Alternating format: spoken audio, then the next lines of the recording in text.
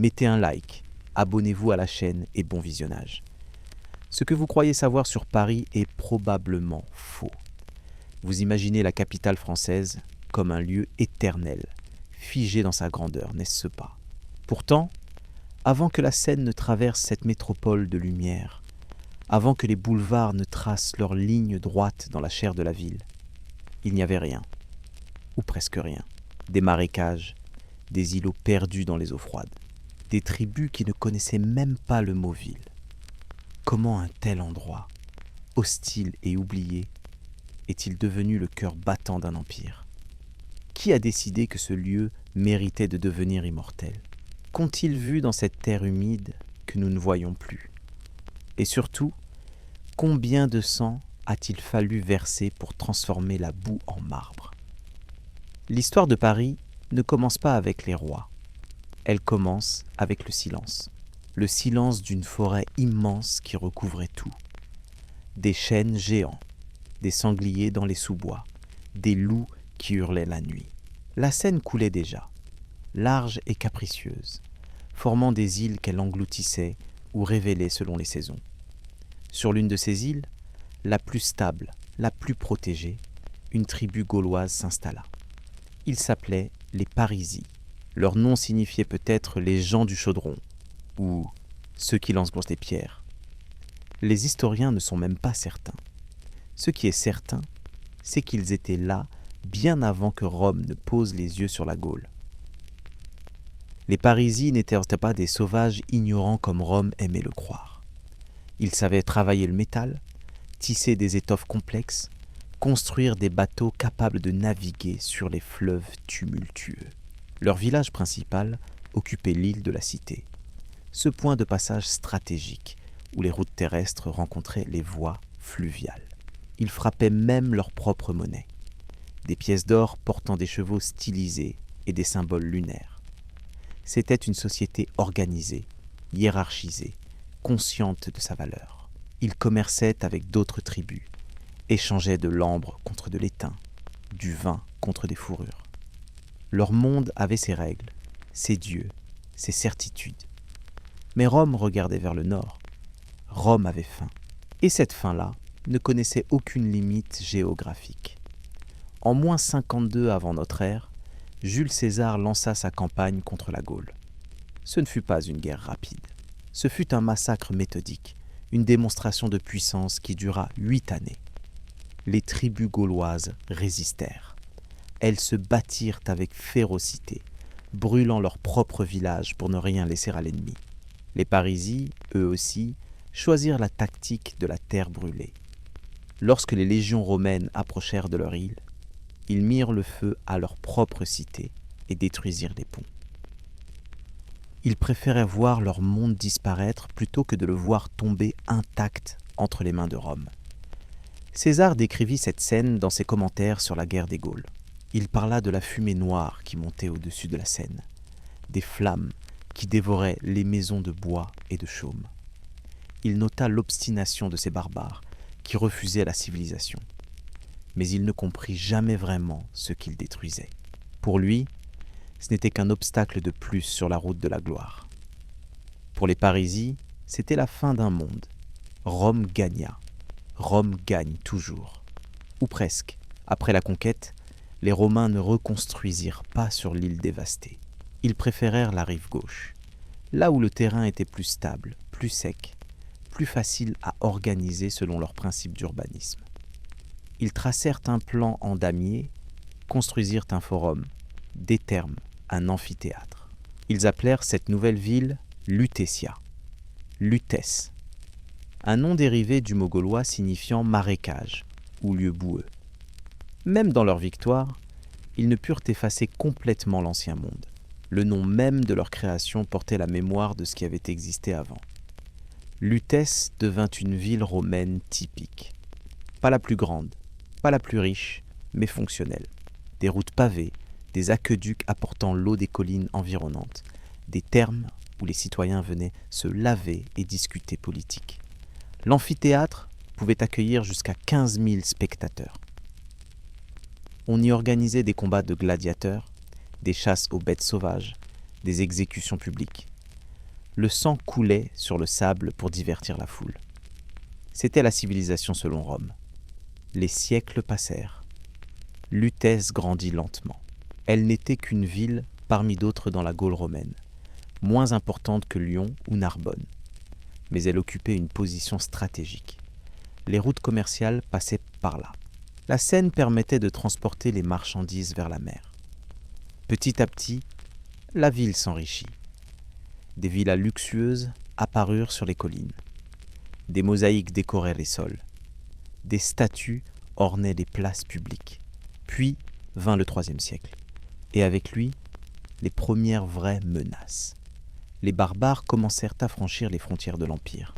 Des raids de plus en plus fréquents, des pillages, des incendies. Rome, affaiblie par les guerres civiles et les crises économiques, ne pouvait plus protéger efficacement ses provinces. Lutèce se retrouva exposée. Les habitants prirent peur. Ils abandonnèrent progressivement la rive gauche, trop vulnérable, et se replièrent sur l'île de la Cité. Cette même île que les Parisis avaient choisie 800 ans plus tôt. L'histoire bouclait étrangement la boucle.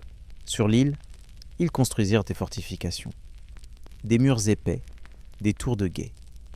Ils récupérèrent les pierres des anciens monuments romains pour bâtir ces défenses. Le bel amphithéâtre fut en partie démantelé.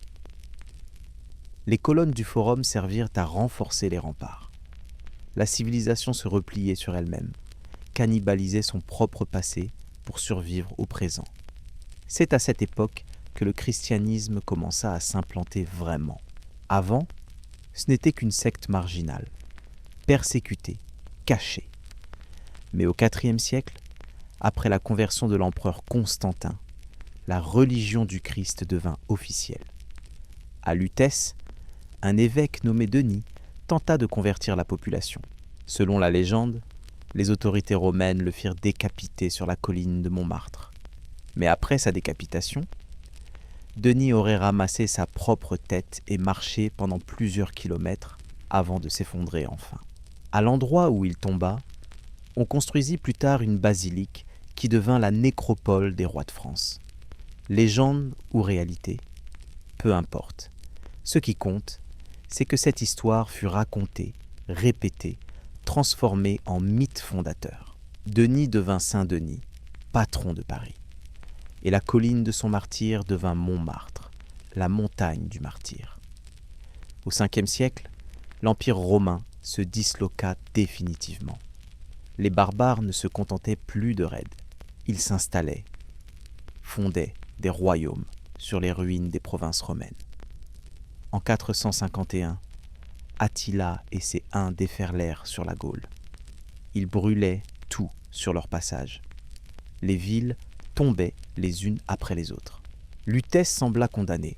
C'est alors qu'intervint une femme. Elle s'appelait Geneviève. Elle était jeune, pieuse, respectée pour sa foi et son courage. Lorsque les habitants de Lutèce voulurent fuir devant l'approche d'Attila, Geneviève leur dit de rester. Elle affirma que la ville serait épargnée si les gens priaient avec assez de ferveur. Beaucoup la traitèrent de folle. Mais elle tint bon, et contre toute attente, Attila changea de direction. Il ne s'attaqua pas à Lutèce. Il se dirigea vers Orléans, où il fut finalement défait. Geneviève devint une héroïne. Plus tard, elle fut canonisée, Sainte Geneviève, protectrice de Paris. Son tombeau devint un lieu de pèlerinage. Une abbaye fut construite en son honneur sur la colline qui porte aujourd'hui encore son nom. Encore une fois, la mémoire collective fabriquait ses propres repères, ses propres saints, ses propres récits de survie. Mais l'Empire romain, lui, était mort. Et sur ses cendres, un nouveau monde prenait forme. Les Francs, une confédération de tribus germaniques, s'emparèrent progressivement de la Gaule. Leur chef, Clovis, se convertit au christianisme catholique en 496. Ce choix fut décisif. Contrairement aux autres rois barbares qui avaient embrassé l'arianisme, une forme de christianisme jugée hérétique par Rome, Clovis choisit la religion de l'évêque de Rome. Du coup, il gagna le soutien de l'Église et de l'aristocratie gallo-romaine. Il put ainsi unifier la Gaule sous son autorité. Clovis fit de Paris sa capitale. Plus personne ne l'appelait Lutèce. C'était devenu Paris, du nom des anciens Parisis. Le passé gaulois ressurgissait dans le nom même de la ville. Clovis installa son palais sur l'île de la Cité. Il fit construire des églises. Il encouragea les monastères. Paris commençait à prendre une importance nouvelle, non plus comme simple ville romaine, mais comme siège d'un royaume barbare christianisé. Après la mort de Clovis, le royaume franc se fragmenta. Ses fils se le partagèrent selon la coutume germanique. S'ensuivirent des décennies de guerres civiles, de trahisons, de meurtres dynastiques. Paris changeait de main au gré des alliances et des batailles. Mais curieusement, malgré ce chaos politique, la ville continuait à se développer. Les monastères proliféraient, les marchands affluaient. La Seine charriait des marchandises venues de toute l'Europe. Au 7e siècle, une nouvelle dynastie prit le pouvoir, les Carolingiens. Ils déplacèrent le centre de gravité du royaume vers l'est, vers Aix-la-Chapelle. Paris perdit son statut de capitale. Elle redevint une ville parmi d'autres. Mais elle ne disparut pas. Elle resta un nœud commercial important, un centre religieux respecté, un symbole. Puis vinrent les Vikings. À partir de 845, les dracars scandinaves remontèrent la Seine. Ces guerriers païens, venus du froid extrême du nord, n'avaient aucune pitié. Ils pillaient les monastères, massacraient les moines, incendiaient les villages. Paris fut assiégé plusieurs fois. En 885 et 886, un siège particulièrement terrible testa la résistance de la ville. Les Vikings établirent un camp sur les rives de la Seine et attaquèrent sans relâche. Le comte Eudes, qui défendait la ville, organisa la résistance avec une détermination féroce. Les murailles de l'île de la Cité furent renforcées. Les ponts furent barricadés. Chaque assaut viking se heurtait à une défense acharnée. Les combats durèrent des mois. La famine s'installa. Les habitants mangèrent les chevaux, puis les chiens, puis les rats. Mais ils ne cédèrent pas. Finalement, l'empereur Charles le Gros arriva avec une armée de secours. Mais au lieu d'attaquer les Vikings, il négocia. Il leur offrit de l'argent pour qu'ils partent. Les Vikings acceptèrent l'or et se retirèrent. Eudes devint un héros. Plus tard, il fut élu roi de Francie occidentale. Paris avait prouvé qu'elle pouvait résister aux pires invasions. Cette résistance entra dans la légende. Elle devint un élément fondateur de l'identité parisienne. La ville qui ne plie pas, la ville qui survit. Au Xe siècle, les Vikings finirent par se sédentariser en Normandie. Ils se convertirent au christianisme, adoptèrent la langue française, devinrent des vassaux du roi de France. L'ère des grandes invasions était terminée. Une période plus stable commença. C'est dans ce contexte que Paris recommença véritablement à grandir. La dynastie capétienne prit le pouvoir en 987. Hugues Capet, élu roi par les grands seigneurs, choisit Paris comme siège de son pouvoir. Ses successeurs confirmèrent ce choix. Petit à petit, Paris redevint une véritable capitale. Non plus seulement un symbole, mais le centre effectif du pouvoir royal. Les Capétiens construisirent leur légitimité en s'ancrant dans cette ville. Ils y érigèrent des palais, des forteresses, des églises. Ils transformèrent l'île de la Cité en cœur politique du royaume. La cathédrale Notre-Dame fut commencée en 1163.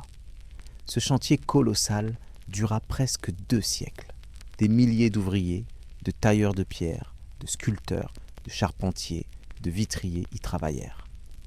Les techniques de construction évoluèrent pendant la construction elle-même. Les premiers piliers furent érigés dans le style roman, massif et sombre. Puis, l'architecture gothique apparut, avec ses arcs brisés, ses voûtes élancées, ses vitraux immenses qui laissaient entrer la lumière divine. Notre-Dame devint le symbole de cette nouvelle ère. Une cathédrale qui touchait le ciel. Un édifice qui proclamait la puissance de l'Église et la gloire du roi. Autour de Notre-Dame, L'île de la Cité se densifiait. Le palais royal occupait la pointe ouest de l'île. Les chanoines de la cathédrale habitaient dans des maisons cossues près du chevet. Des boutiques s'entassaient le long des rues étroites. Le petit pont et le grand pont reliaient l'île aux deux rives. Ces ponts n'étaient pas de simples passages. Ils étaient couverts de maisons et d'échoppes. Des changeurs, des orfèvres, des marchands de tissus y tenaient commerce. Le pont était une rue au-dessus de l'eau. La rive droite commença à se développer sérieusement au XIIe siècle. C'était la zone des marchands et des artisans. Le marché des Halles s'y installa. Gigantesque espace commercial où l'on vendait de tout. Nourriture, tissus, outils, animaux. Autour des Halles, les quartiers se spécialisèrent. Ici les bouchers, là les tanneurs, plus loin les tisserands. Chaque corporation avait son territoire, ses règles, ses privilèges jalousement gardés. Les guildes contrôlèrent la production, fixaient les prix, formaient les apprentis. C'était un monde extrêmement organisé, hiérarchisé, parfois étouffant. La rive gauche, elle, devint le quartier intellectuel. L'université de Paris émergea au XIIIe siècle. Ce n'était pas une institution unique, mais une collection de collèges et d'écoles regroupés autour de la montagne Sainte-Geneviève. Des milliers d'étudiants venus de toute l'Europe s'y pressaient pour étudier la théologie, le droit, la médecine, les arts libéraux. Ils logeaient dans des conditions souvent misérables, entassés dans des chambres humides. Ils parlaient latin entre eux. Ils buvaient beaucoup, se bagarraient fréquemment avec les habitants du quartier, chahutaient lors des processions religieuses. Le quartier latin était bruyant, sale, vivant, intellectuellement bouillonnant. Des maîtres célèbres enseignaient à Paris. Pierre Abélard, philosophe brillant et amant tragique d'Héloïse, attira des foules d'étudiants au XIIe siècle. Thomas d'Aquin, dominicain italien, y enseigna la théologie au XIIIe siècle et révolutionna la pensée chrétienne en intégrant Aristote dans la doctrine catholique. Robert de Sorbonne fonda un collège pour les étudiants pauvres en théologie, la Sorbonne, qui devint le cœur de l'université. Paris n'était plus seulement un centre politique et commercial. Elle devenait un phare intellectuel.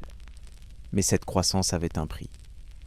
Paris au XIIIe siècle était aussi une ville violente, sale, dangereuse. Les rues n'étaient pas pavées partout.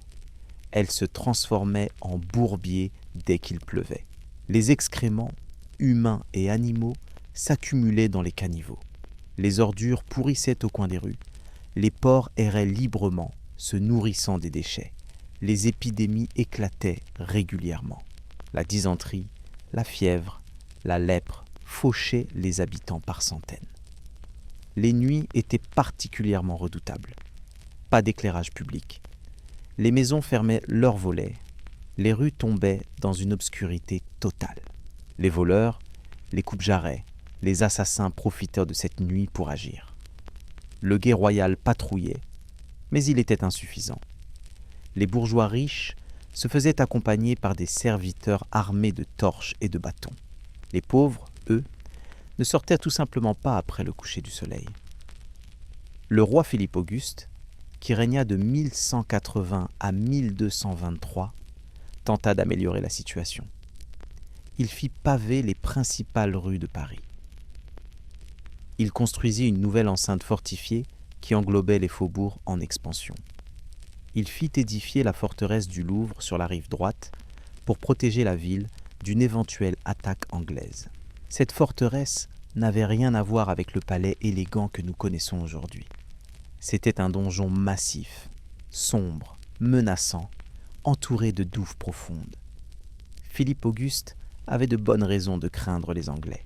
Depuis le mariage d'Aliénor d'Aquitaine avec Henri Plantagenet en 1152, les rois d'Angleterre possédaient d'immenses territoires en France.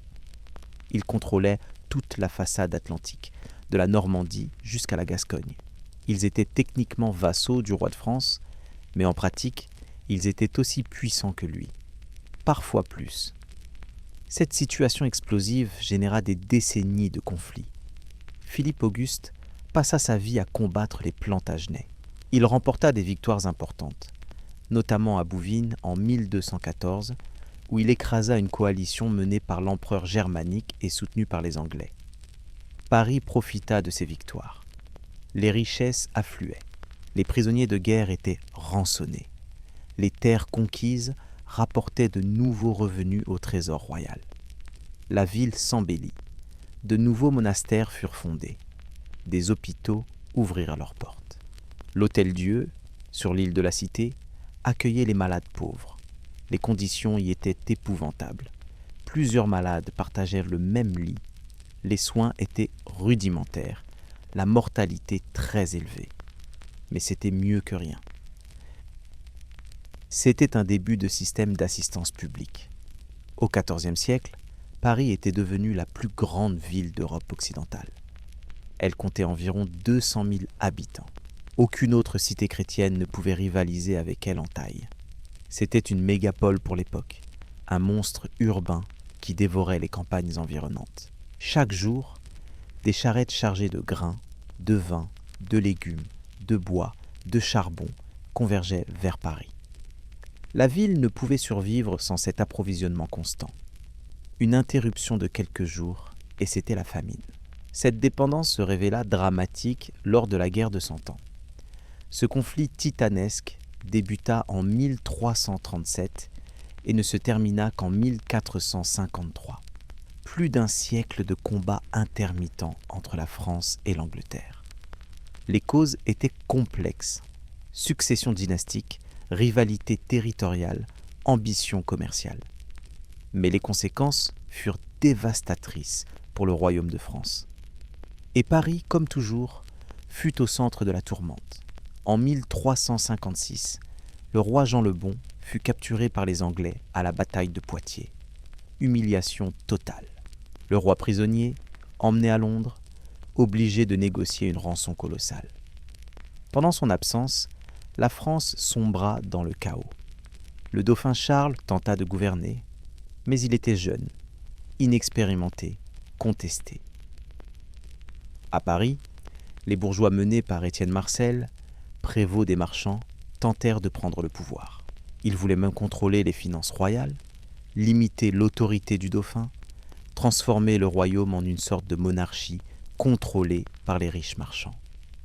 Étienne Marcel organisa une révolte en 1358. Ses partisans envahirent le palais royal.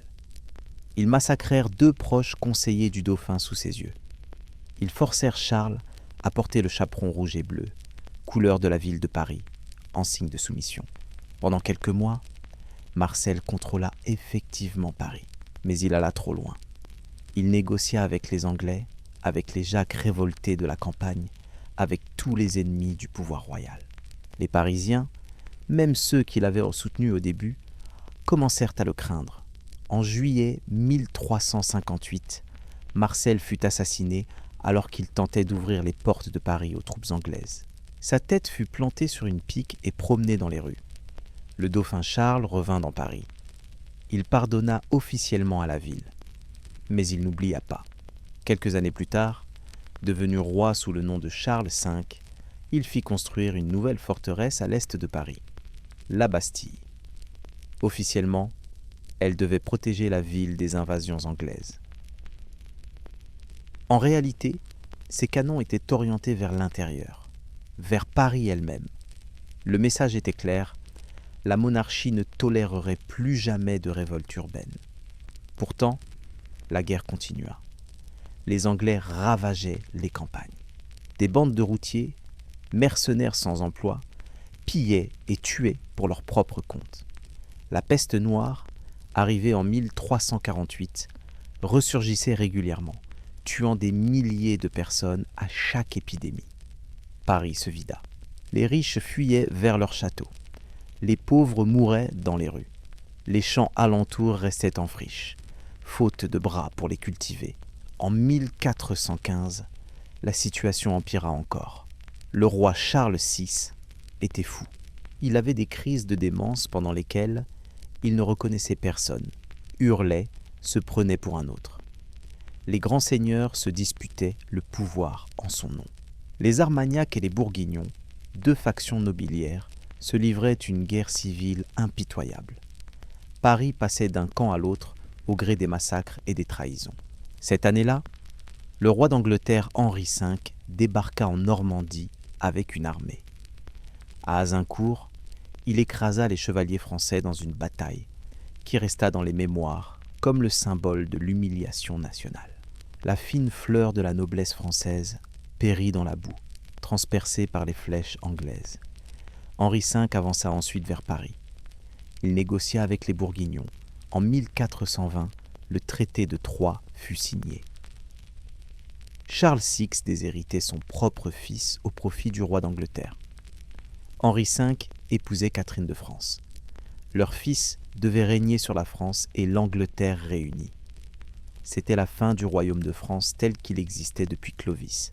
Sauf que l'histoire en décida autrement.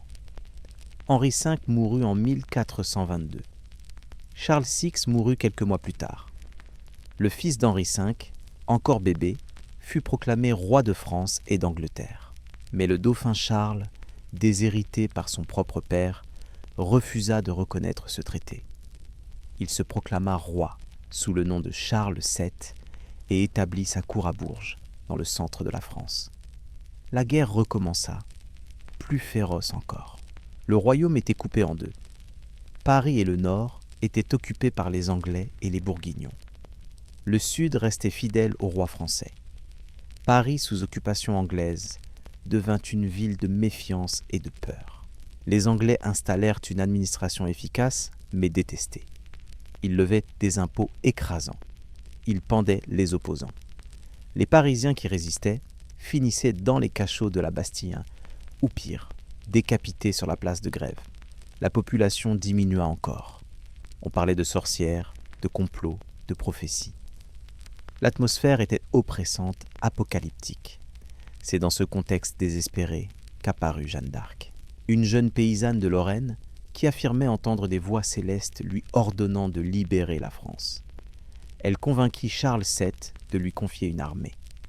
En 1429, elle délivra Orléans assiégé par les Anglais.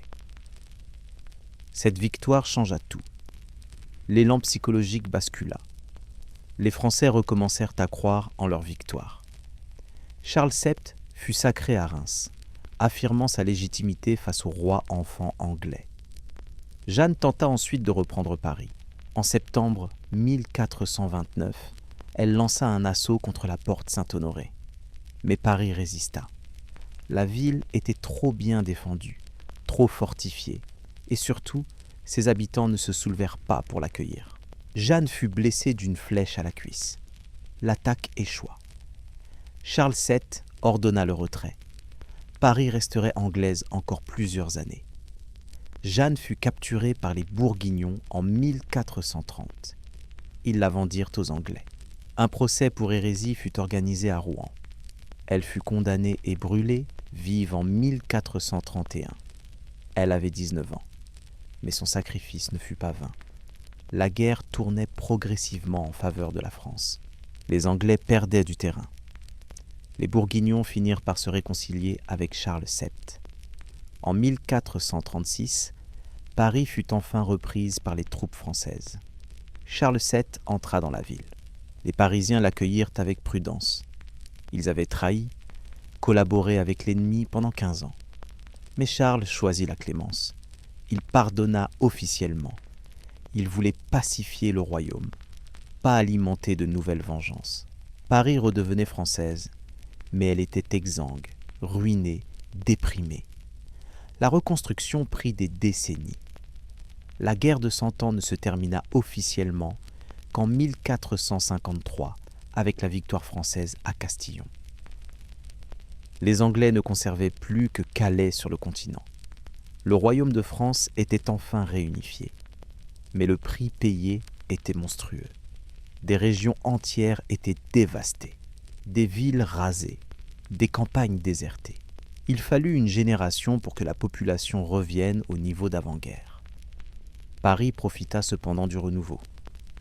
Les rois de France y revinrent, mais sans vraiment y habiter. Ils préféraient les châteaux de la Loire, plus confortables, plus agréables. Paris restait le siège administratif du royaume, où siégeait le Parlement, la Cour de justice suprême. La ville conservait aussi son rôle commercial et intellectuel, mais elle n'était plus le centre de la vie de cour. Cette situation changea progressivement au XVIe siècle. François Ier, qui régna de 1515 à 1547, décida de transformer Paris en véritable capitale de la Renaissance. Il avait découvert l'Italie lors de ses campagnes militaires. Il avait été ébloui par Florence, Rome, Venise. Il voulait que Paris rivalise avec ses joyaux de la culture humaniste. Il fit venir des artistes italiens, dont Léonard de Vinci qui passa ses dernières années en France. Il commanda la reconstruction du Louvre dans le style Renaissance. Le vieux donjon médiéval fut rasé. À sa place, un palais élégant commença à s'élever, avec des façades sculptées, des cours intérieures, des galeries lumineuses. François Ier fonda aussi le Collège de France en 1530. Cette institution devait enseigner les langues anciennes, l'hébreu, le grec, l'arabe, librement, en dehors du contrôle de la Sorbonne jugée trop conservatrice. C'était un geste politique fort. Affirmer que la connaissance ne devait pas être monopolisée par l'Église. Mais le XVIe siècle fut aussi celui des guerres de religion. La réforme protestante, lancée par Luther en 1517, se répandit en France malgré les persécutions. Les idées calvinistes trouvèrent un écho particulier chez une partie de la noblesse et de la bourgeoisie urbaine. Paris restait majoritairement catholique, mais des communautés protestantes, appelées huguenotes, s'y développèrent.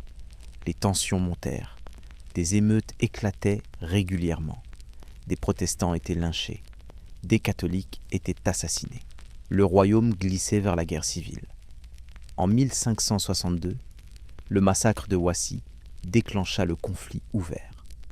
Pendant 36 ans, 8 guerres de religion successives ensanglantèrent la France. Paris fut l'épicentre de cette violence. Le pire se produisit en août 1572. Le mariage entre Marguerite de Valois, catholique, sœur du roi Charles IX, et Henri de Navarre, protestant et futur Henri IV, devait sceller la réconciliation entre les deux camps. Des milliers de nobles protestants étaient venus à Paris pour assister aux noces. Mais dans la nuit du 23 au 24 août, jour de la Saint-Barthélemy, le massacre commença. Les détails exacts restent discutés. Qui donna l'ordre? Le roi? Sa mère Catherine de Médicis? Le duc de Guise? Peu importe au fond. Ce qui est certain, c'est que des tueurs catholiques armés envahirent les quartiers protestants. Ils défoncèrent les portes.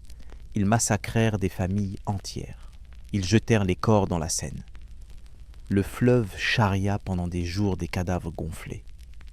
L'amiral de Coligny, chef des protestants, fut assassiné, défenestré, décapité, castré. Sa tête fut envoyée au pape. Son corps fut pendu au gibet de Montfaucon. Le massacre dura plusieurs jours. Il fit environ 3000 morts à Paris. Il s'étendit ensuite en province, tuant peut-être 10 000 personnes au total. L'Europe entière fut horrifiée. Les protestants français comprirent qu'aucune réconciliation n'était possible. La guerre devint totale. Henri de Navarre survécut au massacre. Il fut retenu prisonnier à la cour, forcé de se convertir au catholicisme. Mais en 1576, il s'échappa et rejoignit les armées protestantes. Il devint leur chef militaire et politique. Lorsque Henri III, dernier roi de la dynastie des Valois, fut assassiné en 1589 par un moine fanatique, Henri de Navarre devint légalement roi de France sous le nom d'Henri IV. Mais Paris refusa de le reconnaître. La ville était contrôlée par la Ligue catholique, une organisation ultra-radicale qui préférait mourir plutôt que d'accepter un roi protestant. Henri IV assiégea Paris. Il coupa les approvisionnements. La famine s'installa. Les Parisiens mangèrent tout ce qui pouvait l'être. Chevaux, chiens, chats, rats, herbes, cuir bouilli. On parle de 13 000 morts de faim pendant ce siège. Henri IV aurait pu prendre la ville par la force.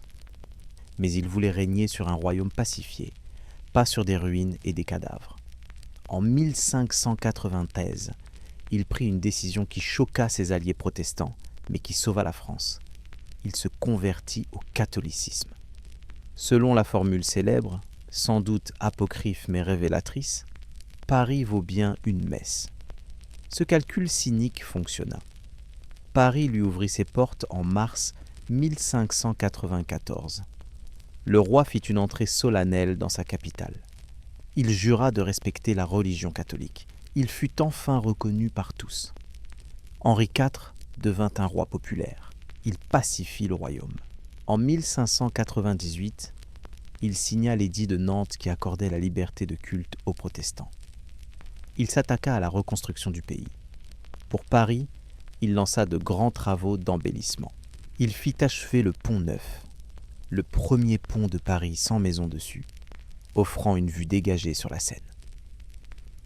Il fit construire la place Royale, aujourd'hui place des Vosges, premier exemple d'urbanisme planifié avec ses arcades symétriques et ses façades uniformes.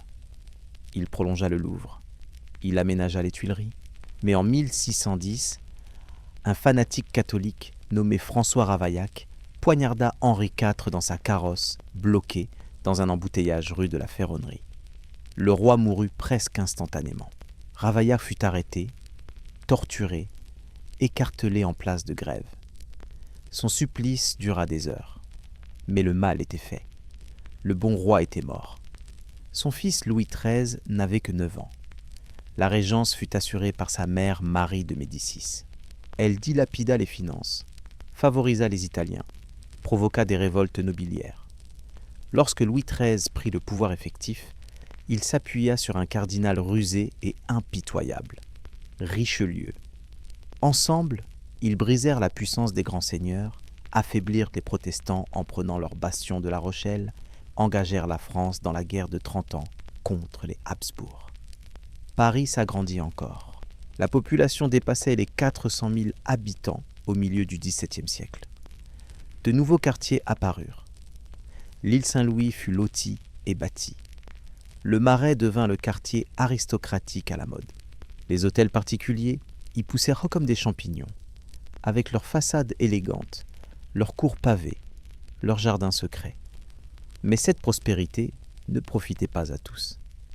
Les pauvres s'entassaient dans des taudis surpeuplés. Les mendiants pullulaient, les orphelins erraient dans les rues. La criminalité explosait.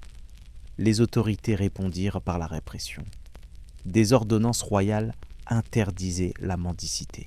Les vagabonds étaient arrêtés, enfermés, parfois envoyés aux galères. En 1656, l'hôpital général fut créé. Contrairement à ce que son nom suggère, ce n'était pas un hôpital au sens médical. C'était un immense système d'enfermement des pauvres. La Salpêtrière, Bicêtre, d'autres établissements accueillèrent de force les mendiants, les prostituées, les fous, tous ceux que la société voulait cacher. On les forçait à travailler. On les punissait s'ils refusaient. C'était l'ordre social qui s'imposait par la contrainte. Louis XIII mourut en 1643. Son fils Louis XIV avait 5 ans. Nouvelle régence, assurée cette fois par Anne d'Autriche et le cardinal Mazarin. Et nouvelle révolte, la Fronde. Entre 1648 et 1653, le royaume sombra dans le chaos. Les parlementaires parisiens s'opposèrent aux nouvelles taxes. Les grands seigneurs se soulevèrent pour récupérer leur pouvoir perdu. Paris se barricada. Des barricades furent érigées dans les rues. Le jeune roi et sa mère durent fuir la capitale en pleine nuit. Ils vécurent l'humiliation de l'exil, l'angoisse de perdre le trône. Finalement, Mazarin parvint à diviser les frondeurs. Les parlementaires et les nobles ne s'entendaient pas. Chacun défendait ses propres privilèges. L'armée royale reprit le contrôle. Paris dut capituler. Mais Louis XIV n'oublia jamais. Comme Charles V après la révolte d'Étienne Marcel, il se méfia toujours de Paris. Il ne l'aima jamais vraiment. Lorsqu'il prit le pouvoir personnel en 1661, après la mort de Mazarin, il décida progressivement de s'en éloigner. En 1682, Louis XIV transféra officiellement la cour et le gouvernement à Versailles. Il avait fait construire là, à 20 km de Paris, un palais monumental. Un château qui défiait l'imagination par sa taille, son luxe, sa beauté. Des milliers de courtisans, de domestiques, de soldats, d'artisans y vivaient en permanence. C'était une ville artificielle entièrement tournée vers la glorification du roi. Le roi Soleil voulait éblouir l'Europe et tenir la noblesse sous son contrôle. À Versailles, loin de Paris, il pouvait surveiller les grands seigneurs, les occuper avec l'étiquette, les cérémonies, les intrigues de cour. Il n'avait plus le temps, ni les moyens de fomenter des révoltes. Paris perdit son statut de résidence royale. Mais paradoxalement, elle ne déclina pas. Elle continua à grandir, à s'enrichir, à rayonner culturellement. La ville devenait autonome. Elle n'avait plus besoin du roi pour exister. Les salons littéraires fleurissaient.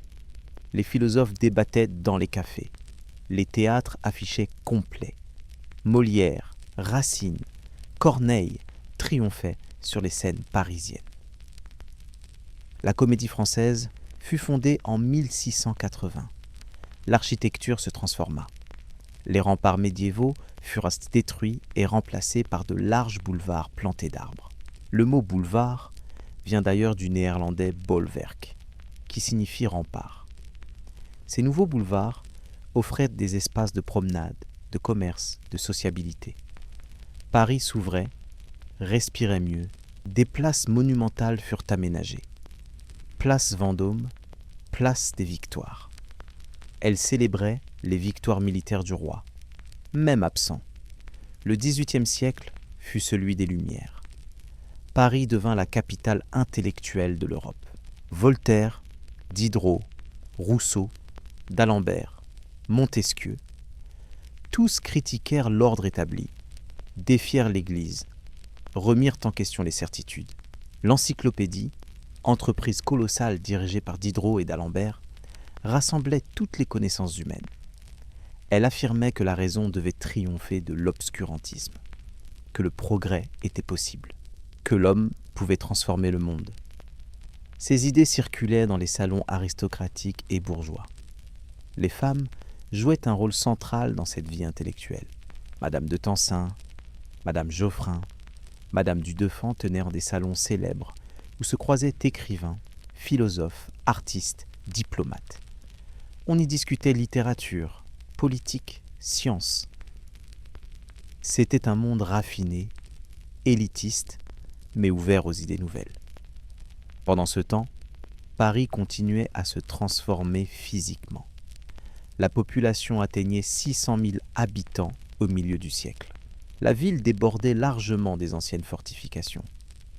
De nouveaux quartiers surgissaient à l'ouest, vers les Champs-Élysées.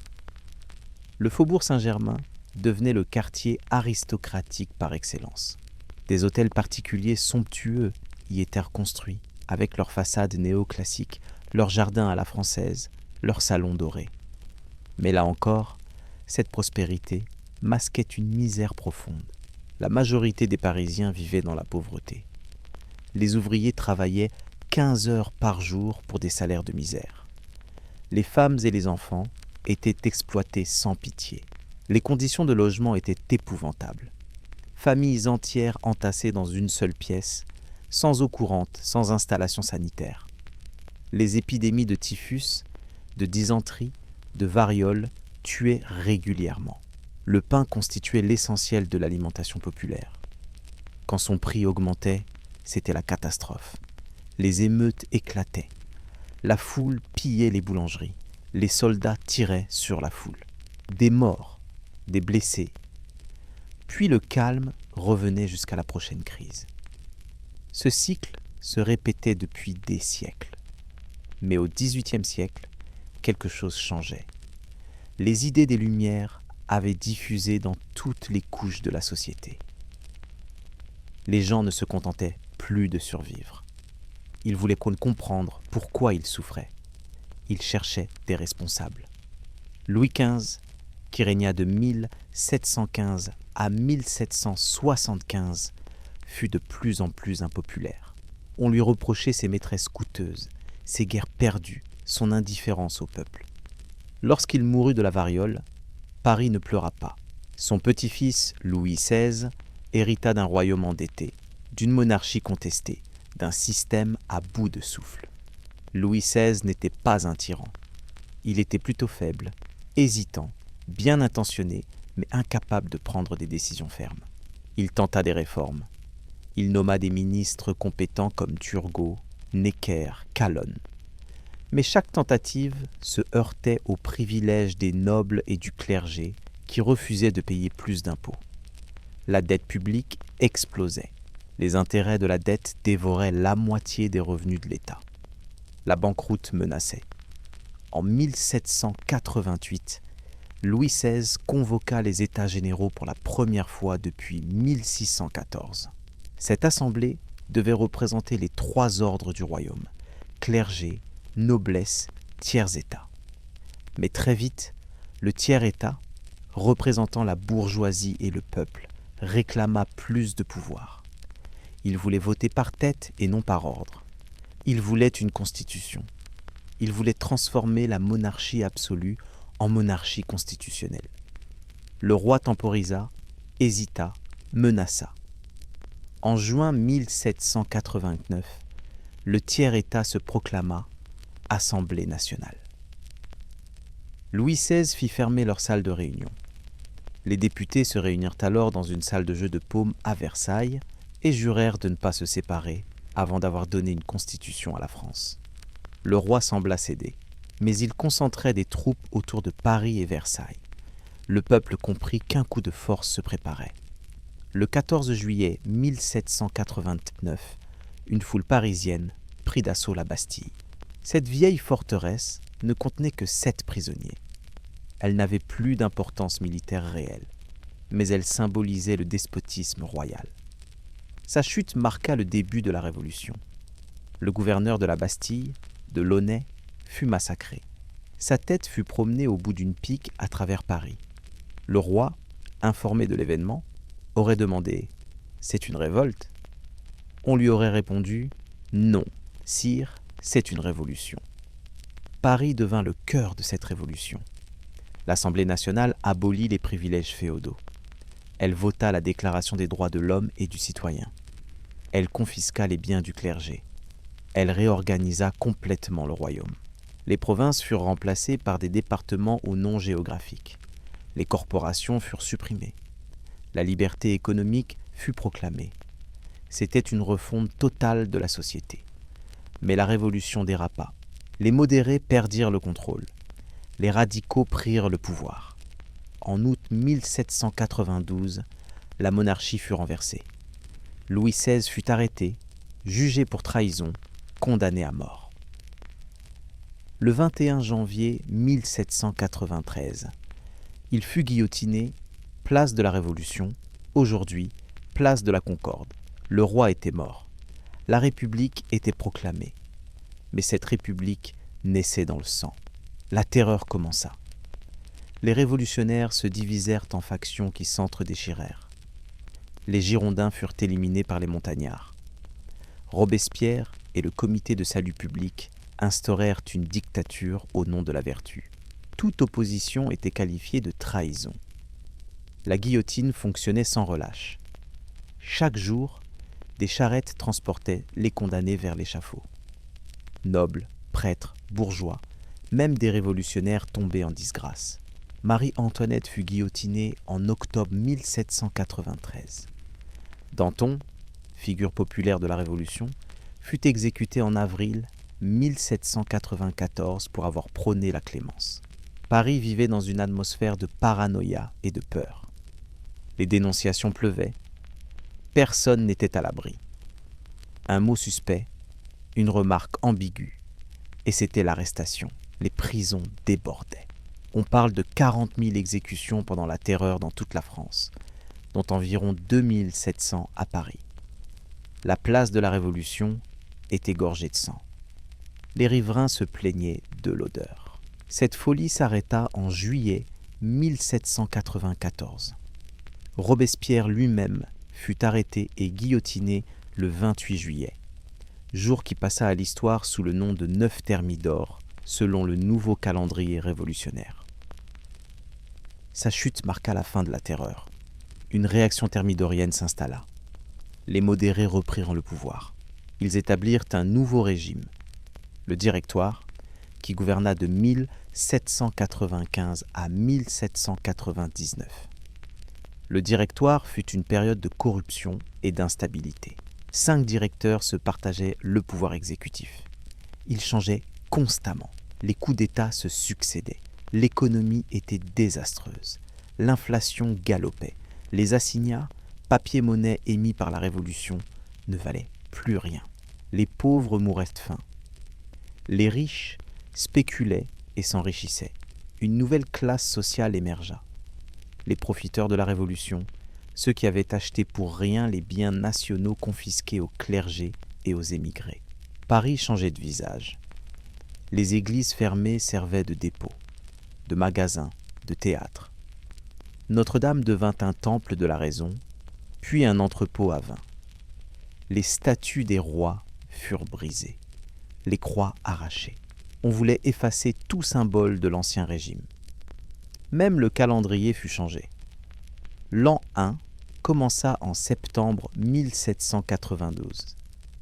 Les mois portaient des noms évoquant la nature. Vendémiaire, Brumaire, Frimaire. Les semaines comptaient 10 jours. Le dimanche fut supprimé.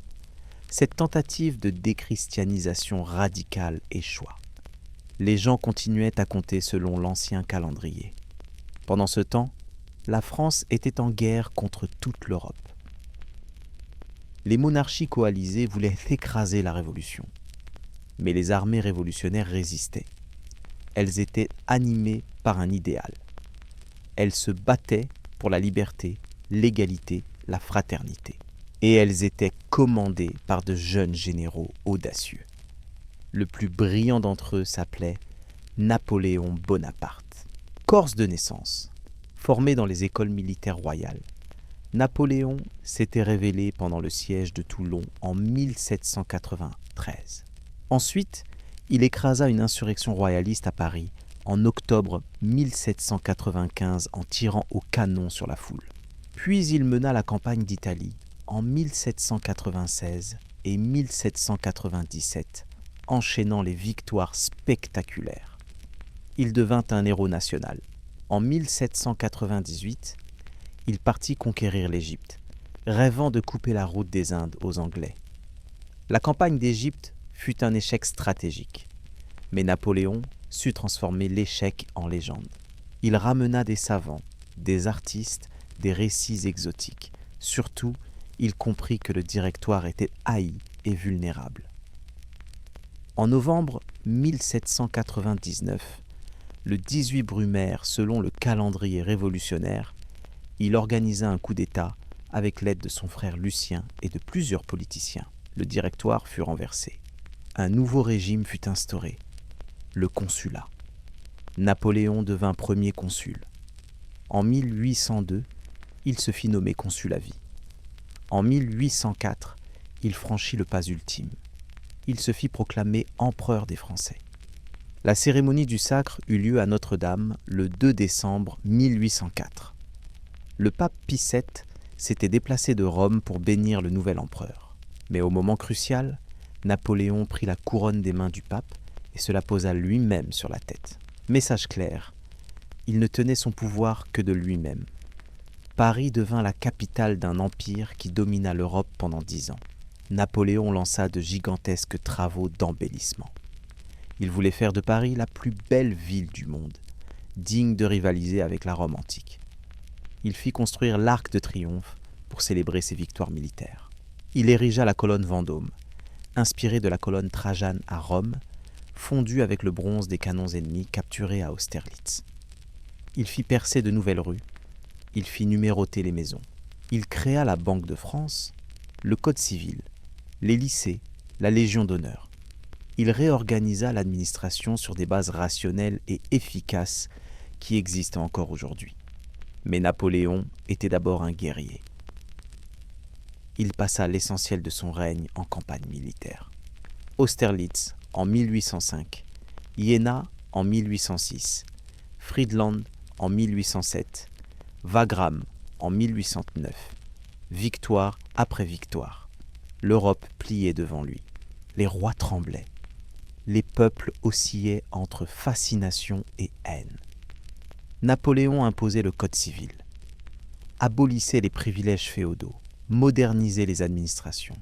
Mais il le faisait par la force, en conquérant, en pillant les richesses, en enrôlant de force des centaines de milliers d'hommes dans son armée.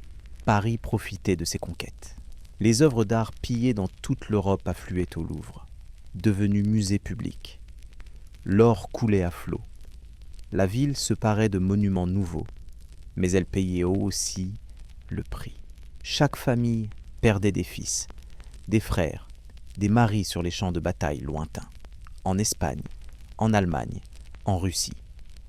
La campagne de Russie, en 1812, fut le début de la fin. Napoléon envahit l'immense empire du tsar avec 600 000 hommes. Il prit Moscou. Mais les Russes avaient incendié leur propre capitale. Pas de vivres, pas d'abri. L'hiver russe s'abattit sur la grande armée. Le froid, la faim, les Cosaques décimèrent les troupes françaises. Sur 600 000 hommes, moins de 100 000 revinrent. Ce fut une catastrophe sans précédent. L'Europe se souleva contre Napoléon affaibli. En octobre 1813, il perdit la bataille de Leipzig, la bataille des nations. Les armées coalisées envahirent la France. En mars 1814, elles entraient dans Paris. Napoléon dut abdiquer. Il fut exilé à l'île d'Elbe. Louis XVIII, frère de Louis XVI, revint de son exil et monta sur le trône. C'était la Restauration. Mais Napoléon ne pouvait se résigner à l'exil.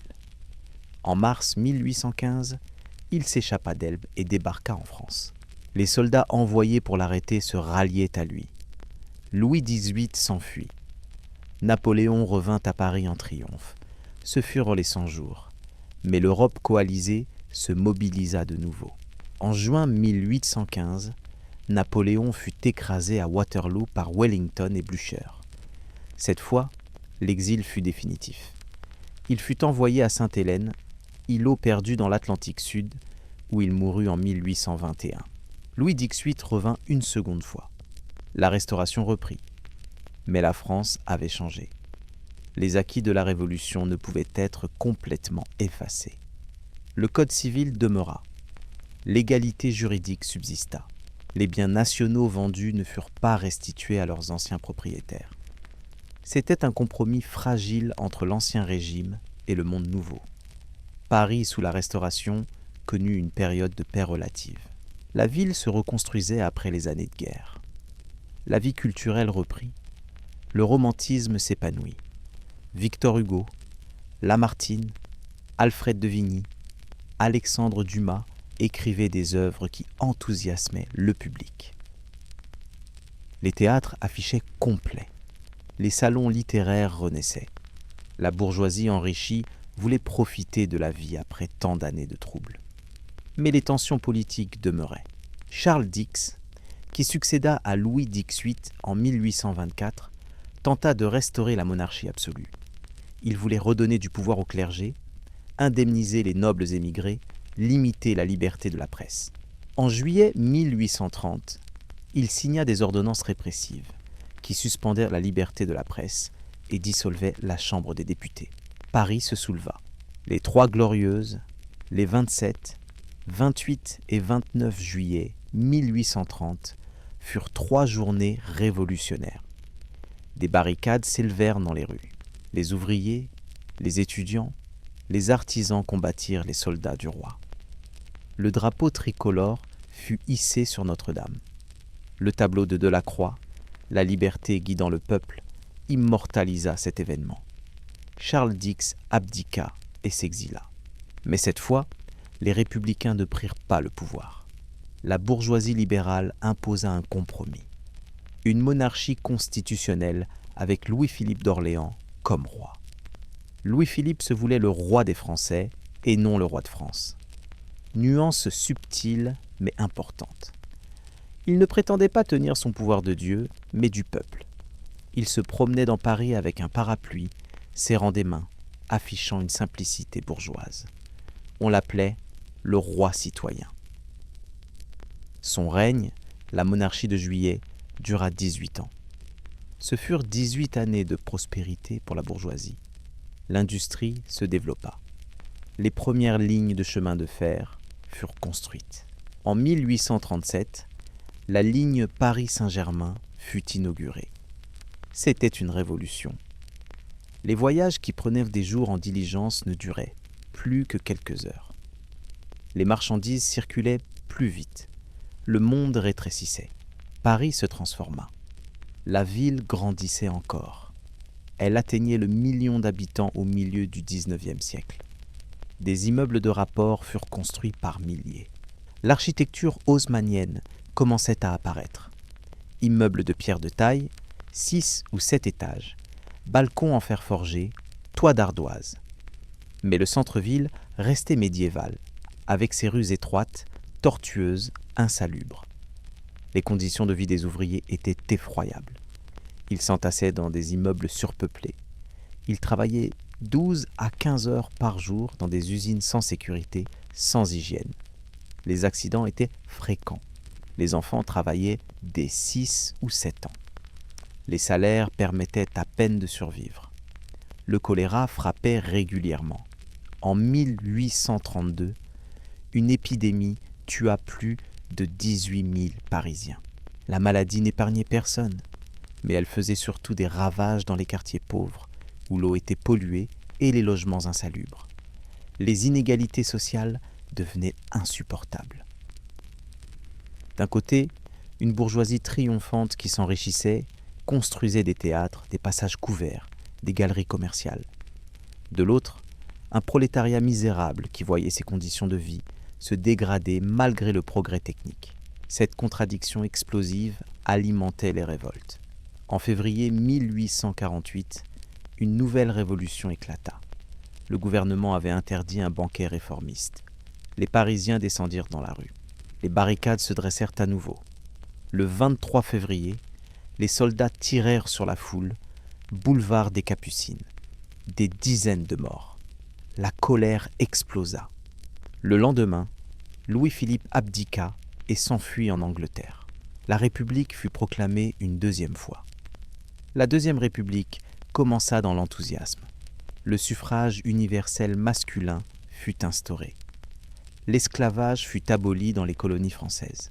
Des ateliers nationaux furent créés pour donner du travail aux chômeurs. Mais très vite, les tensions resurgirent. Les modérés craignaient le socialisme. Les radicaux voulaient aller plus loin dans la transformation sociale. En juin 1848, le gouvernement décida de fermer les ateliers nationaux. Les ouvriers parisiens se soulevèrent. Les journées de juin furent terribles. Une véritable guerre civile ensanglanta Paris.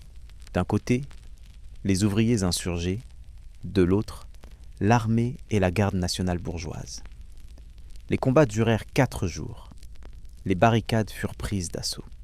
On parle de plus de 4000 morts. Des milliers d'insurgés furent arrêtés et déportés en Algérie sans jugement. La République montrait son visage répressif. En décembre 1848, Louis-Napoléon Bonaparte, neveu de Napoléon Ier, fut élu président de la République avec une majorité écrasante. Il bénéficiait de la légende napoléonienne. Les paysans votaient pour lui en souvenir de l'empereur. Mais Louis-Napoléon avait des ambitions personnelles. En décembre 1851, sentant que l'Assemblée ne le laisserait pas se représenter, il organisa un coup d'État. Il fit arrêter les députés d'opposition. Il fit tirer sur les manifestants. Il rétablit le suffrage universel, mais truqua les plébiscites. Un an plus tard, en décembre 1852, il se fit proclamer empereur sous le nom de Napoléon III. Le Second Empire commençait. Napoléon III régna 18 ans. Ce furent 18 années de transformation radicale de Paris. L'empereur nomma le baron Haussmann préfet de la Seine en 1853. Haussmann reçut une mission, moderniser Paris en faire une capitale digne d'un empire. Il s'attela à cette tâche avec une énergie et une brutalité qui changèrent le visage de la ville à jamais. Le plan d'Haussmann était simple et radical, percer de larges boulevards à travers le tissu médiéval. Ces boulevards devaient servir à plusieurs objectifs. D'abord, améliorer la circulation. Paris étouffait dans ses rues étroites. Les embouteillages étaient permanents. Les boulevards larges permettraient une circulation fluide. Ensuite, assainir la ville. Les quartiers insalubres seraient détruits. De nouveaux immeubles avec tout à l'égout remplaceraient les taudis. Enfin, et ce n'était pas dit ouvertement, empêcher les barricades. Des boulevards larges et rectilignes pouvaient être facilement contrôlés par l'armée. L'artillerie pouvait y manœuvrer. Les insurgés ne pourraient plus tenir le pavé. Les travaux commencèrent immédiatement. Des quartiers entiers furent rasés. Des milliers de Parisiens furent expulsés de leurs logements. Pas d'indemnité suffisante, pas de relogement organisé. Les pauvres furent chassés vers les faubourgs périphériques. Le centre de Paris devint bourgeois. Les nouveaux immeubles étaient beaux, mais chers. Seule la classe moyenne supérieure pouvait se les offrir. Haussmann fit percer les grands boulevards que nous connaissons aujourd'hui. Le boulevard Saint-Michel, le boulevard de Sébastopol, le boulevard Malesherbes, le boulevard Haussmann lui-même. Il fit agrandir les Champs-Élysées. Il créa des places monumentales, place de l'Étoile, place de la République, place de la Nation. Il fit aménager les bois de Boulogne et de Vincennes en vastes parcs publics. Il fit construire l'Opéra Garnier, chef-d'œuvre architectural inauguré en 1875. Il dota aussi Paris d'infrastructures modernes. Un réseau d'égouts gigantesque fut creusé sous la ville. 300 km de canalisation évacuaient les eaux usées vers la Seine en aval.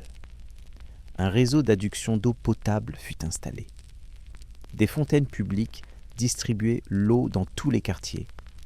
Des marchés couverts furent construits. L'éclairage au gaz se généralisa. Paris devint la ville la plus moderne du monde. Des millions de visiteurs venaient l'admirer. Les expositions universelles de 1855 et 1867 attirèrent des foules venues du monde entier. Paris brillait, elle éblouissait, elle symbolisait le progrès, la modernité, la civilisation. Mais ce triomphe avait un coût. D'abord financier. Les travaux d'Haussmann coûtèrent des fortunes. La dette municipale explosa. Les opposants accusaient Haussmann de dilapider l'argent public, d'enrichir les spéculateurs. Il fut finalement destitué en 1870. Ensuite, social. Le Paris populaire disparaissait. Les ouvriers étaient rejetés en périphérie. Le ressentiment s'accumulait, et puis Napoléon III commit une erreur fatale. En juillet 1870, il déclara la guerre à la Prusse. Otto von Bismarck, chancelier prussien, avait manœuvré habilement pour pousser la France à la faute. Napoléon III tomba dans le piège. Il pensait gagner facilement. Mais l'armée prussienne était mieux organisée, mieux équipée, mieux commandée. En 6 semaines, la France fut écrasée. Le 2 septembre 1870, Napoléon III capitula à Sedan.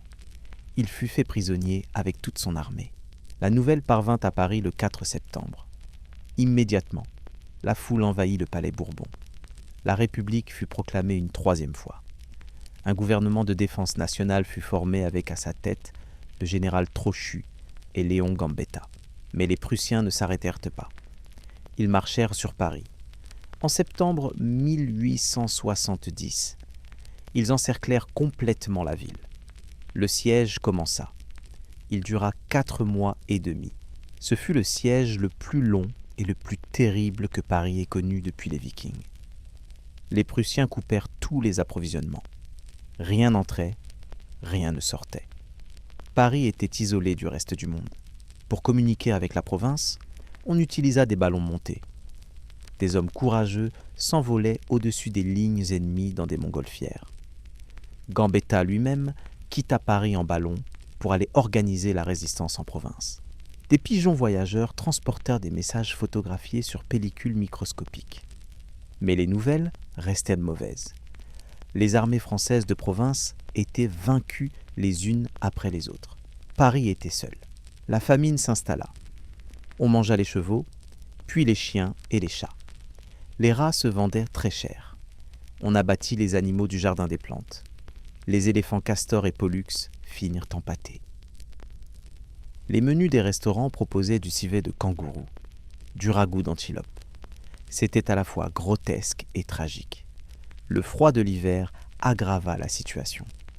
Les Parisiens brûlaient leurs meubles pour se chauffer. Ils arrachaient les arbres des boulevards. Le bois se vendait à prix d'or. Les plus pauvres mouraient de froid et de faim dans leurs logements glacés. On parle de plusieurs milliers de morts dues aux privations pendant le siège. Les Prussiens bombardaient régulièrement la ville avec leurs canons à longue portée. Les obus tombaient au hasard, tuant des civils. C'était une guerre d'usure psychologique. Briser le moral des Parisiens, les forcer à capituler. En janvier 1871, le gouvernement de défense nationale comprit que la situation était désespérée. Les tentatives de sortie militaire avaient échoué. La famine empirait chaque jour. Le 28 janvier, l'armistice fut signé. Paris capitulait. Les Parisiens vécurent cette capitulation comme une trahison. Ils avaient tenu 4 mois et demi. Ils avaient souffert, enduré, espéré. Et maintenant, on leur demandait de se rendre. Pire encore, le gouvernement dirigé par Adolphe Thiers négociait un traité de paix humiliant. La France devait céder l'Alsace et une partie de la Lorraine à l'Allemagne. Elle devait payer une indemnité de guerre colossale, 5 milliards de francs or. Des troupes allemandes occuperaient le territoire français jusqu'au paiement complet. Le 18 mars 1871, Thiers ordonna à l'armée de récupérer les canons de la garde nationale qui étaient entreposés sur la butte Montmartre. Ces canons avaient été payés par souscription publique pendant le siège. Les Parisiens les considéraient comme leur propriété. Lorsque les soldats tentèrent de les enlever, la foule s'interposa. Les soldats fraternisèrent avec le peuple. 2 généraux furent lynchés. Thiers paniqua et ordonna l'évacuation de Paris. Le gouvernement, l'administration, l'armée quittèrent la capitale pour Versailles. Paris se retrouva livrée à elle-même. La Commune de Paris fut proclamée. Ce fut une expérience révolutionnaire unique. Pendant 2 mois, de mars à mai 1871, Paris tenta de s'autogouverner selon des principes démocratiques et socialistes. La Commune décréta la séparation de l'Église et de l'État, l'enseignement gratuit et obligatoire, l'égalité des salaires entre hommes et femmes dans l'administration, l'interdiction du travail de nuit pour les boulangers. Elle réquisitionna les logements vides. Elle organisa des ateliers coopératifs. Elle créa des clubs politiques où tout le monde pouvait débattre. Mais la Commune était divisée. Les révolutionnaires ne s'accordaient pas sur la marche à suivre. Certains voulaient négocier avec Versailles. D'autres voulaient marcher sur Versailles et renverser Thiers. Les semaines passèrent en discussions stériles. Pendant ce temps, Thiers reconstituait une armée. Il rassemblait les soldats prisonniers libérés par les Prussiens. Bismarck l'y autorisait volontiers. Il préférait voir la France déchirée par une guerre civile plutôt qu'unie et revendicative. En mai 1871, l'armée versaillaise attaqua Paris. La semaine sanglante commença. Du 21 au 28 mai, les combats firent rage dans les rues. Les communards érigèrent des barricades. Mais l'armée régulière était trop forte. Les insurgés furent refoulés quartier par quartier. Les exécutions sommaires commencèrent. Les soldats versaillais fusillaient les prisonniers sans jugement. Des centaines d'hommes, de femmes même, furent abattus contre les murs.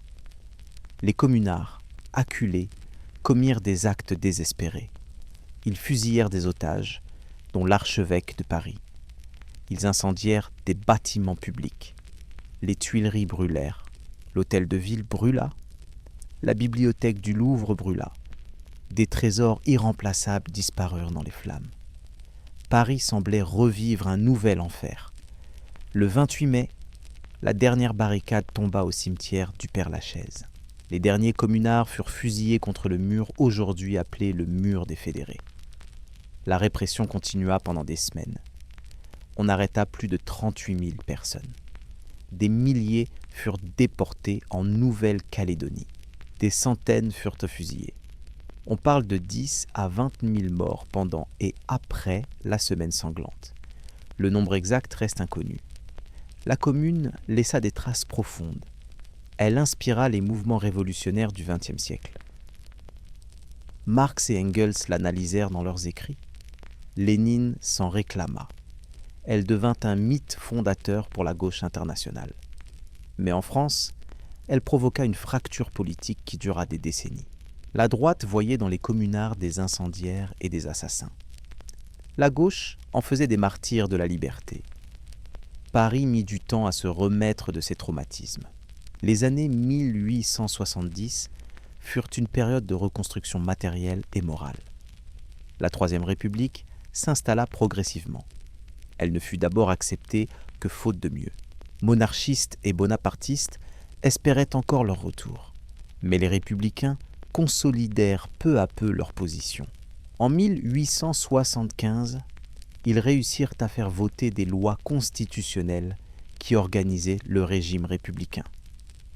En 1879, la Marseillaise devint hymne national. Le 14 juillet fut déclarée fête nationale. Paris reprit sa croissance. La ville annexa les communes environnantes en 1860. Les arrondissements passèrent de 12 à 20. La population atteignit 2 millions d'habitants à la fin du siècle. Paris devenait une métropole mondiale, mais aussi une ville profondément inégalitaire. Les beaux quartiers de l'Ouest contrastaient avec les quartiers populaires de l'Est. Les grands boulevards haussmanniens masquaient les ruelles sordides où s'entassaient les pauvres. L'économie se transformait. La révolution industrielle s'accélérait. Des usines s'installaient en périphérie. L'industrie automobile naissait. Les frères Lumière inventèrent le cinématographe en 1895. Méliès réalisa les premiers films de fiction dans son studio de Montreuil. Le Métropolitain fut construit pour l'Exposition universelle de 1900. La première ligne reliait la porte de Vincennes à la porte Maillot. Ce métro, avec ses entrées art nouveau signées Guimard, devint immédiatement un symbole de Paris. L'Exposition universelle de 1889 avait déjà marqué les esprits. Pour cette occasion, Gustave Eiffel construisit sa tour métallique de 300 mètres de haut. Beaucoup la détestèrent. Des artistes et des intellectuels signèrent une pétition contre cette verrue. Ils la trouvaient laide, disproportionnée, indigne de Paris, mais elle resta. Elle devint même l'emblème de la ville. Ironie de l'histoire. Ce qui était détesté devint adoré. La Belle Époque, comme on appela rétrospectivement les années 1890 à 1914, fut une période d'insouciance apparente. Les cafés-concerts, les cabarets, les music-halls prospéraient. Le Moulin Rouge ouvrit en 1889. Toulouse-Lautrec immortalisa ses danseuses sur ses affiches. Montmartre était le quartier des artistes. Picasso, Modigliani, Utrillo y travaillaient dans des ateliers misérables mais libres. Les impressionnistes avaient révolutionné la peinture. Monet, Renoir, Degas, Pissarro peignaient la lumière, le mouvement, la vie moderne. Ils exposaient dans des galeries parisiennes. Les collectionneurs commençaient à s'y intéresser. Paris était le centre mondial de l'art. Tous les artistes du monde voulaient y vivre, y créer, y être reconnus. Mais cette belle époque était aussi celle des injustices criantes. Les domestiques travaillaient 16 heures par jour pour des salaires dérisoires. Les ouvrières des ateliers de couture s'usaient les yeux à la lumière des bougies. Les enfants mendiaient dans les rues. La prostitution était omniprésente. Des milliers de femmes se vendaient pour survivre. La police les fichait, les contrôlait, les humiliait. Les mouvements sociaux se structuraient. Les syndicats se développaient malgré la répression. Les grèves se multipliaient. Les ouvriers réclamaient la journée de 8 heures, des salaires décents, de meilleures conditions de travail. Le socialisme et l'anarchisme gagnaient du terrain. Jean Jaurès fondait le journal L'Humanité en 1904. Il prônait un socialisme démocratique et pacifiste, car la guerre menaçait. Les tensions internationales s'accumulaient. L'Europe était divisée en 2 blocs d'alliances. D'un côté, la France, la Russie, le Royaume-Uni. De l'autre, l'Allemagne, l'Autriche-Hongrie, l'Italie. Chacun s'armait, chacun se méfiait. Le moindre incident pouvait déclencher le conflit. L'incident eut lieu le 28 juin 1914 à Sarajevo. L'archiduc François-Ferdinand d'Autriche fut assassiné par un nationaliste serbe. L'Autriche-Hongrie accusa la Serbie. La Russie soutint la Serbie. L'Allemagne soutint l'Autriche. La France était liée à la Russie par un traité. Le mécanisme des alliances s'enclencha. En quelques semaines, toute l'Europe bascula dans la guerre. Le 3 août 1914, l'Allemagne déclara la guerre à la France.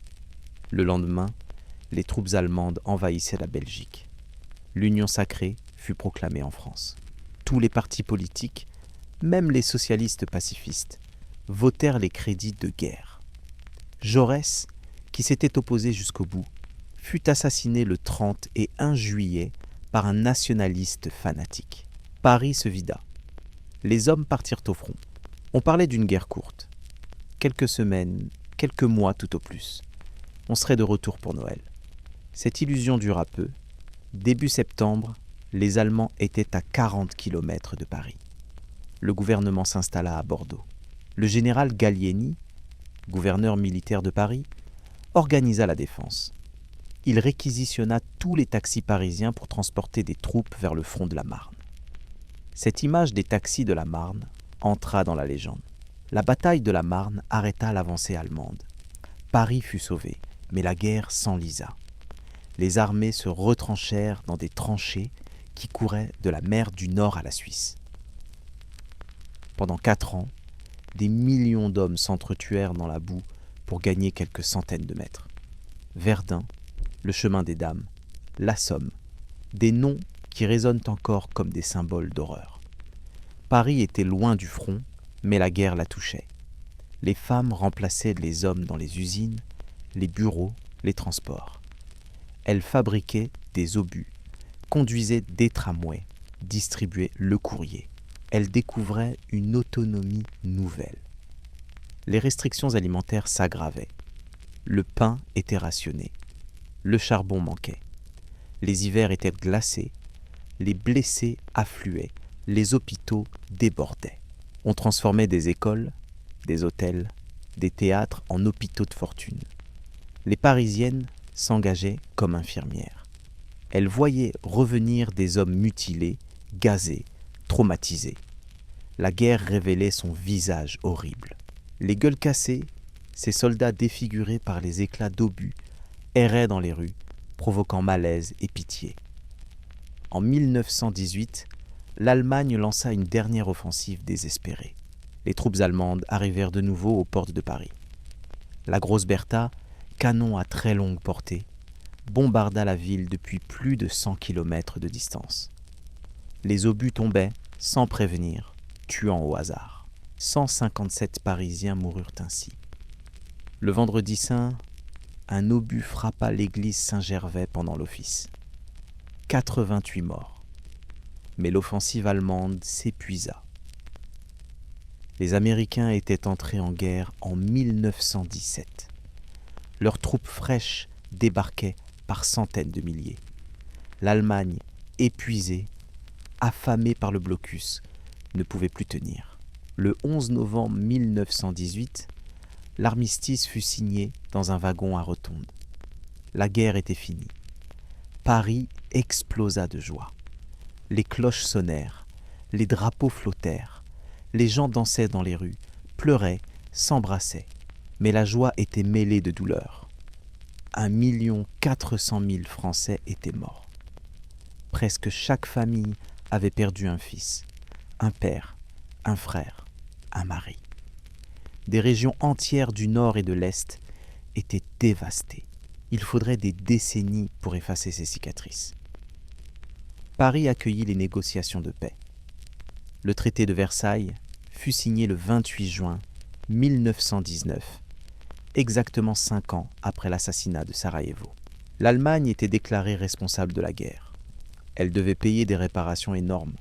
Elle perdait des territoires. Son armée était limitée. Le traité était conçu pour humilier et affaiblir l'Allemagne.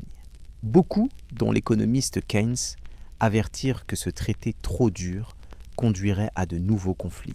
Ils avaient raison. Les années 20 furent paradoxales. D'un côté, une volonté de profiter de la vie après les horreurs de la guerre. Paris devint la capitale mondiale de la fête. Les années folles, le jazz arrivait d'Amérique. Joséphine Baker dansait nue au casino de Paris. Les cabarets de Montparnasse accueillaient Hemingway, Fitzgerald, Picasso, Man Ray, Gertrude Stein.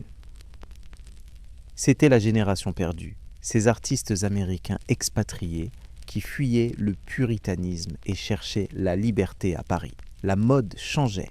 Les femmes coupaient leurs cheveux, raccourcissaient leurs jupes, fumaient en public, conduisaient des voitures. Coco Chanel révolutionnait le vêtement féminin. Les surréalistes, menés par André Breton, scandalisèrent le public avec leurs œuvres provocantes. Le cinéma parlant apparaissait. La radio se généralisait. Le monde se modernisait à toute vitesse. Mais d'un autre côté, les problèmes s'accumulaient. L'économie vacillait. L'inflation galopait. Les anciens combattants mutilés, mendiant dans les rues, rappelaient le coup de la victoire. Le krach de Wall Street en 1929 déclencha une crise économique mondiale. Le chômage explosa. Des millions de Français sombraient dans la misère. Les extrêmes politiques gagnaient du terrain. À droite, les ligues fascisantes organisaient des manifestations violentes. À gauche, le Parti communiste radicalisait son discours. Le 6 février 1934, des ligues d'extrême droite tentèrent de prendre d'assaut l'Assemblée nationale. Des affrontements violents firent 15 morts. La République semblait menacée. En réaction, la gauche s'unit dans le Front populaire. Aux élections de 1936, le Front populaire remporta la victoire. Léon Blum, socialiste, devint président du Conseil. Les ouvriers crurent que leur heure était venue. Des grèves avec occupation d'usines paralysèrent le pays. Les accords de Matignon furent signés. Ils accordèrent les congés payés, la semaine de 40 heures, les conventions collectives. Pour la première fois, les travailleurs français pouvaient partir en vacances. On vit des ouvriers découvrir la mer, la montagne. C'était une révolution sociale. Mais le Front populaire se heurta à l'hostilité des milieux d'affaires et à la situation internationale qui se dégradait. En Allemagne, Hitler était au pouvoir depuis 1933. Il réarmait le pays, dénonçait le traité de Versailles, annexait l'Autriche, menaçait la Tchécoslovaquie. En Espagne, une guerre civile déchirait le pays depuis 1936. Partout en Europe, le fascisme progressait. La France hésitait entre pacifisme et fermeté. Les souvenirs de 1914-1918 hantaient les esprits. On voulait éviter la guerre à tout prix. En septembre 1938, les accords de Munich sacrifièrent la Tchécoslovaquie pour préserver la paix. Édouard Daladier, président du Conseil, fut acclamé à son retour à Paris. Mais cette paix n'était qu'un répit. Le 1er septembre 1939, Hitler envahit la Pologne. Le 3 septembre, la France et le Royaume-Uni déclarèrent la guerre à l'Allemagne. C'était la Seconde Guerre mondiale. Mais pendant 8 mois, rien ne se passa. Ce fut la drôle de guerre. Les armées françaises et allemandes se faisaient face sans combattre vraiment. On croyait que les fortifications de la ligne Maginot protégèrent la France. le 10 mai 1940, l'illusion s'effondra. L'Allemagne attaqua la France en contournant la ligne Maginot par la Belgique et les Ardennes. En quelques jours, la percée fut accomplie. Les panzers allemands déferlèrent sur le territoire français. L'armée française, pourtant nombreuse et bien équipée, fut totalement désorganisée. Le commandement ne comprenait pas cette guerre de mouvement rapide. Les ordres se contredisaient. La débâcle commença. Des millions de civils prirent la route de l'Exode. Ils fuyaient l'avancée allemande. Les routes étaient encombrées de voitures, de charrettes, de gens à pied portant leurs maigres bagages. Les avions allemands mitraillaient ces colonnes de réfugiés. La panique était totale. Paris se vida. 2 millions de Parisiens partirent vers le sud. Les gares étaient reprises d'assaut. Les trains bondés partaient dans le désordre. Ceux qui restaient assistaient impuissants à l'effondrement.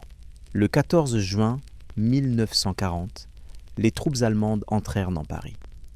La ville avait été déclarée ville ouverte pour éviter les combats et les destructions. Les soldats allemands défilèrent sur les Champs-Élysées. Le drapeau à croix gammée flotta sur la tour Eiffel. Cette image insupportable marqua les esprits. Paris occupé, Paris humilié. Le gouvernement s'était réfugié à Bordeaux. Le maréchal Pétain, héros de Verdun, vieillard de 84 ans, demanda l'armistice.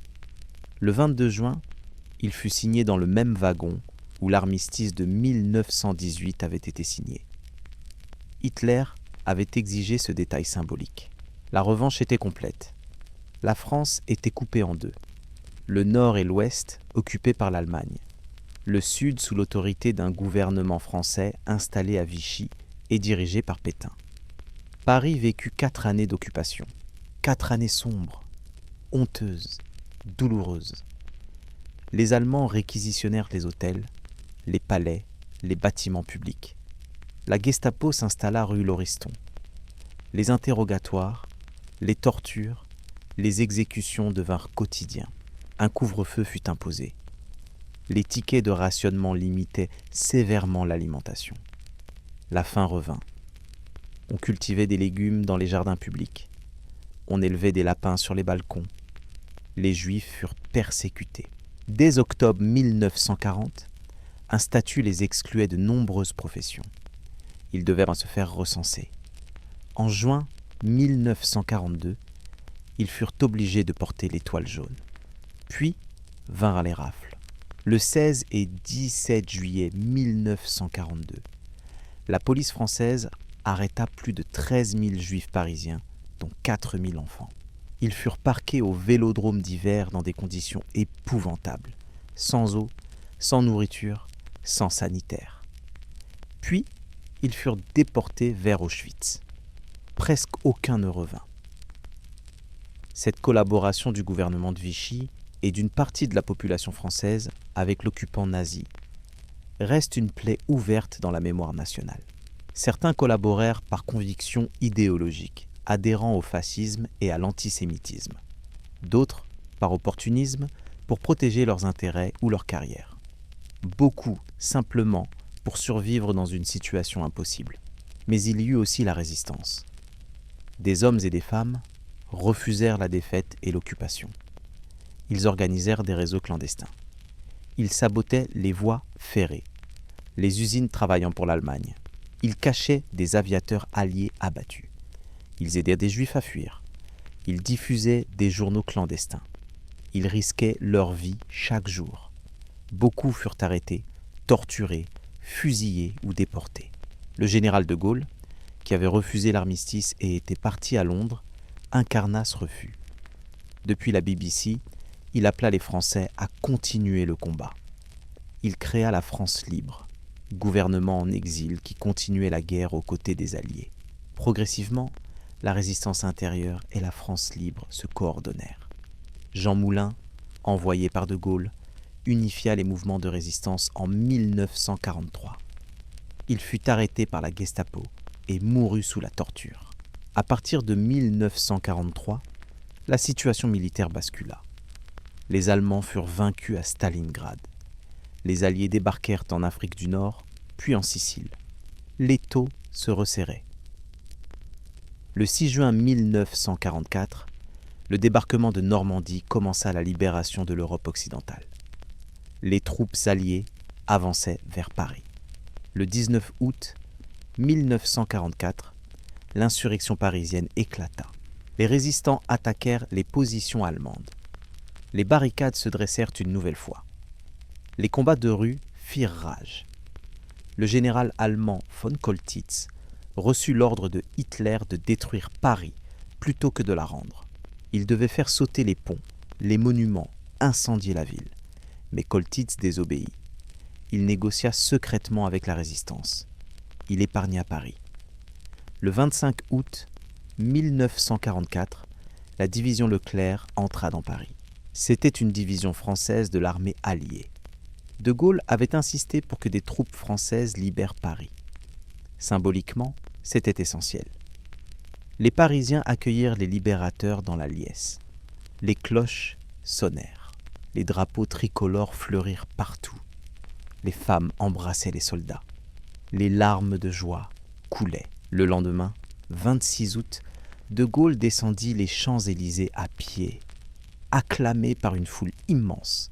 Il se rendit à Notre-Dame pour un Te Deum. Des coups de feu éclatèrent pendant la cérémonie. Panique. Mais De Gaulle resta debout, impassible. Il incarnait la France qui refusait de plier. La guerre continuait. L'Allemagne ne capitula que le 8 mai 1945. 6 années de guerre, des dizaines de millions de morts, l'Europe en ruine. La découverte des camps d'extermination révéla l'horreur absolue. 6 millions de Juifs assassinés industriellement. Auschwitz, Treblinka, Sobibor, des noms qui résonnent comme l'abîme de l'humanité. Paris pansa ses plaies. L'épuration frappa les collaborateurs.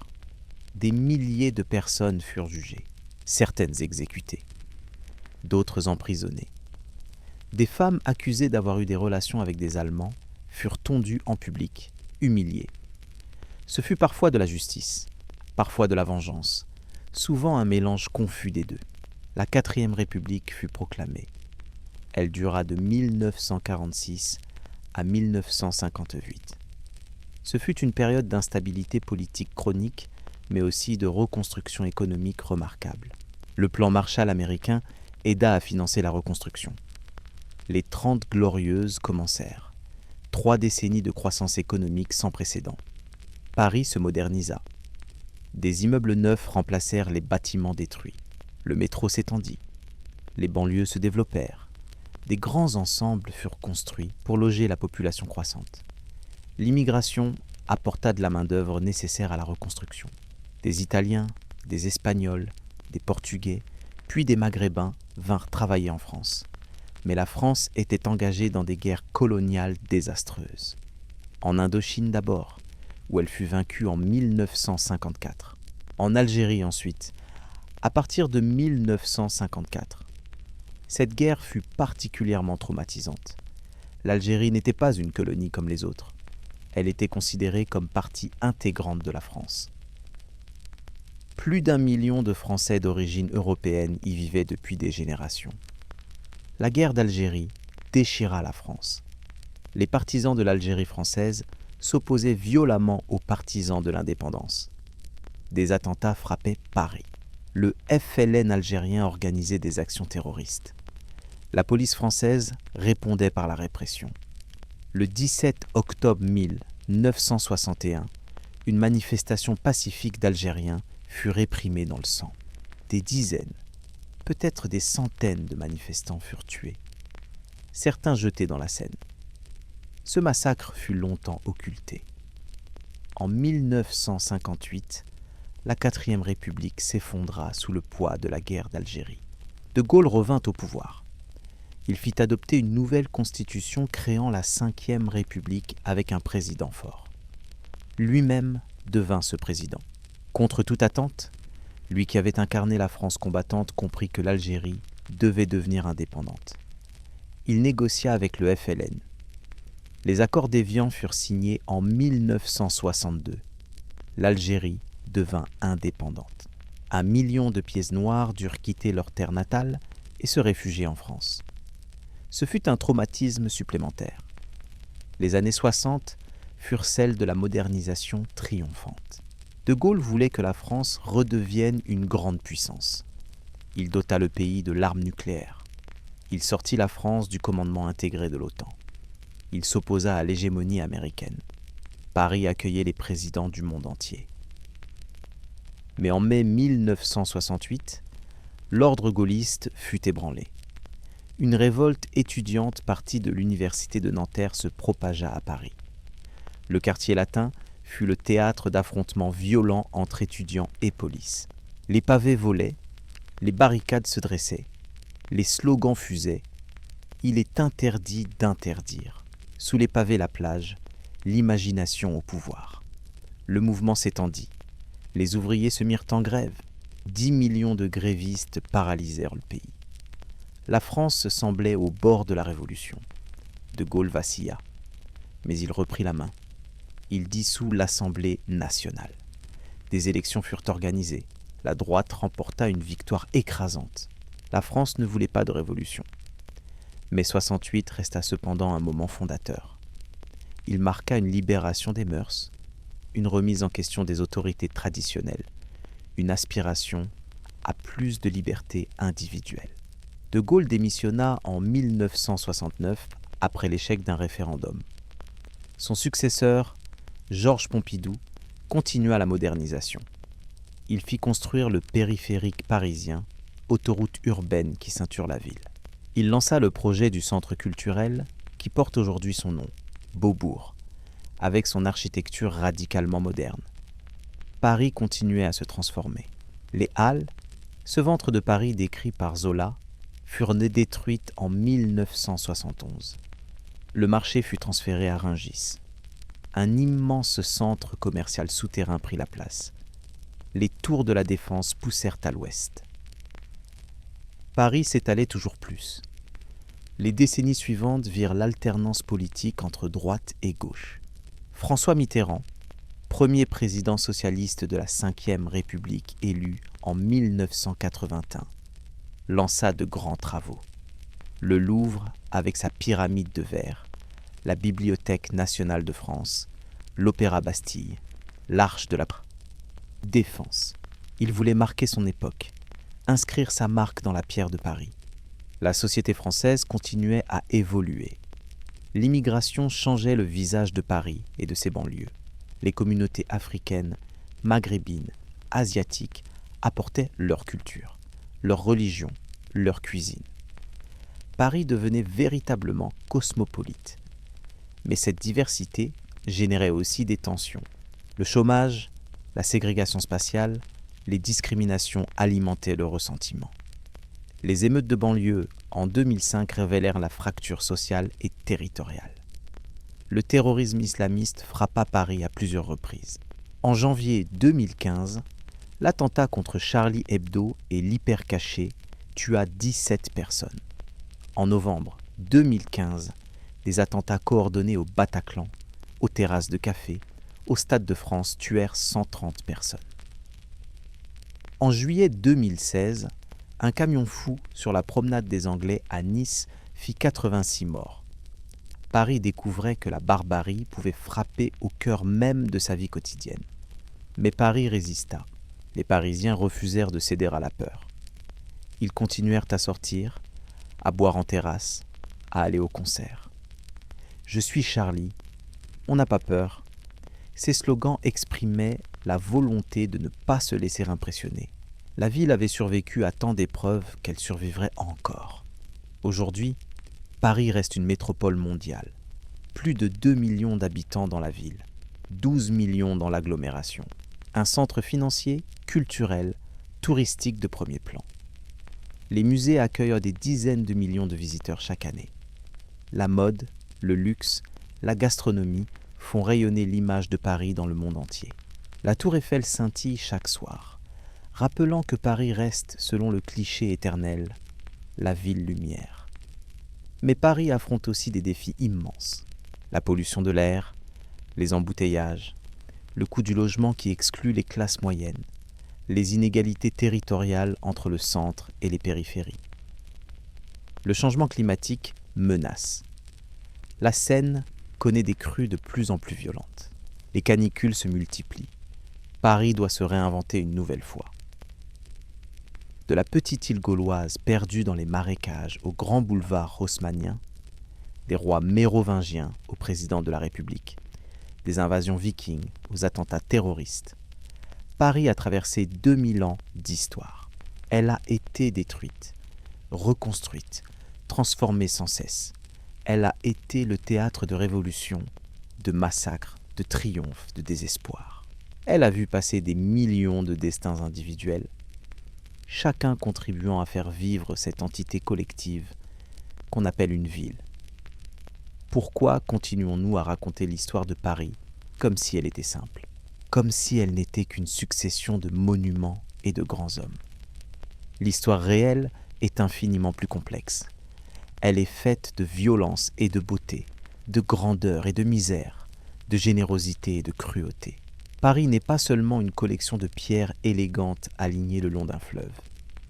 Paris est un palimpseste où chaque époque a écrit par-dessus la précédente sans jamais l'effacer complètement. Dans les fondations des immeubles haussmanniens dorment peut-être les pierres d'un temple gallo-romain. Sous l'asphalte des boulevards coulent les égouts construits par Haussmann. La Seine coule toujours, indifférente, charriant l'eau vers la mer comme elle le faisait avant que les Parisiens ne donnent leur nom à cette ville. Et les gens continuent à vivre, à aimer, à souffrir, à espérer dans cette ville qui porte le poids de tant d'histoires. L'histoire de Paris n'est pas terminée. Elle continue à s'écrire chaque jour, dans les choix des politiciens, dans les gestes des habitants, dans les transformations urbaines, dans les rêves des nouveaux arrivants. Paris sera demain ce que nous en ferons aujourd'hui, avec toute la conscience du passé, avec toute la lucidité sur le présent, avec toute l'espérance pour l'avenir. Proposez des thèmes pour de nouvelles histoires dans les commentaires, abonnez-vous à la chaîne et mettez un like.